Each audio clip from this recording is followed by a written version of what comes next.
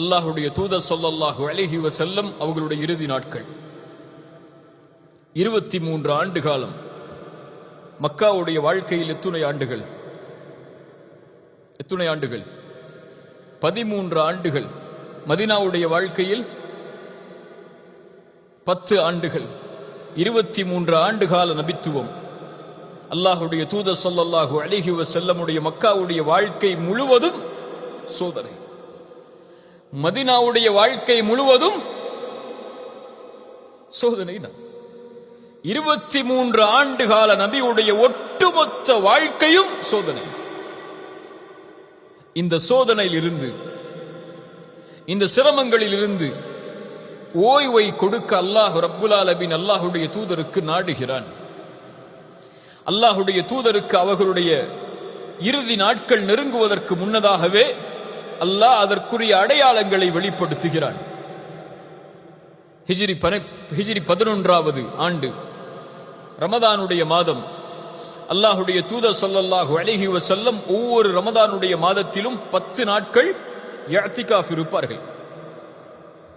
10வது நாள் இஅ்திகாஃபை முடித்து அல்லாஹ்வுடைய தூதர் சுஜூதில் இருந்து எழுந்திருக்கிறார்கள். எழுந்தவுடன் சொன்னார்கள், யாரெல்லாம் என்னோடு 10 நாட்கள் இஅ்திகாஃப் இருந்தீர்களோ அவர்களெல்லாம் இன்னும் 10 நாட்களை அதிகப்படுத்திக் கொள்ளுங்கள் என்று. ரசூலுல்லாஹி ஸல்லல்லாஹு அலைஹி வஸல்லம் அவர்களுக்கு ரமதானுடைய மாதத்தில் ஜிப்ரீல் அலைஹிஸ்ஸலாம் குர்ஆனை முழுவதுமாக ஒரு முறை ஓதுவார்கள். ஆனால் அந்த ரமதானில் அல்லாஹ்வுடைய தூதர் ஸல்லல்லாஹு அலைஹி வஸல்லம் அவர்களுக்கு 2 முறை குர்ஆன் முழுவதுமாக ஓதி காண்பிக்கப்பட்டது. ரசூலுடைய உள்ளத்தில் உணர்வுகள் ஏற்படுகிறது. அல்லாஹ் எதையோ இதன் மூலம் எமக்கு சொல்ல வருகிறான் என்று அல்லாஹ்வுடைய தூதர் உணர்ந்து கொள்கிறார்கள். ரமதான் முடிந்து ஹஜ்ஜுடைய மாதம் வருகிறது. அல்லாஹ்வுடைய தூதர் ஸல்லல்லாஹு அலைஹி வஸல்லம் ஹஜ்ஜுக்கு செல்கிறார்கள். ஹஜ்ஜுக்கு சஹாபாக்களை வழிகாட்டியவுடன் அல்லாஹ்வுடைய தூதர் ஸல்லல்லாஹு அலைஹி வஸல்லம் அரஃபாவுடைய நாளில் சஹாபாக்களை அழைத்து சொன்னார்கள், ஹுது மனாசிகக்கும், என்னிடத்திலிருந்து இந்த ஹஜ்ஜை நீங்கள் அறிந்து கொள்ளுங்கள். நான் எப்படி ஹஜ் செய்கிறேனோ அது போன்றே நீங்கள் அறிந்து கொள்ளுங்கள். ஃபஇன்னி லா அத்ரி லஅல்லி லா ஹஜ்ஜு பஅத ஆமி ஹாதா, நான் அறிய மாட்டேன் அடுத்த ஆண்டு உங்களோடு என்னால் ஹஜ் செய்ய முடியுமா என்று. அதனால் இந்த இறுதி ஹஜ்ஜை முழுவதுமாக நான் செய்வதை அப்படியே பார்த்து அறிந்து அதை கடைபிடியுங்கள் என்று அல்லாஹ்வுடைய தூதர் ஸல்லல்லாஹு அலைஹி வஸல்லம் அரஃபாவிற்கு முன்னால் சொல்லுகிறார்கள்.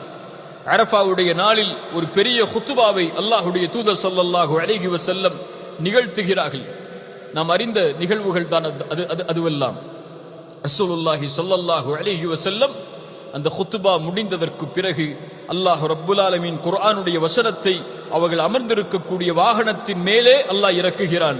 அல் யௌம அக்மல்து லக்கும் தீனக்கும் வ அத்மம்து அலைக்கும் நிஅமதி வ ரதீது லக்குமுல் இஸ்லாம தீனா.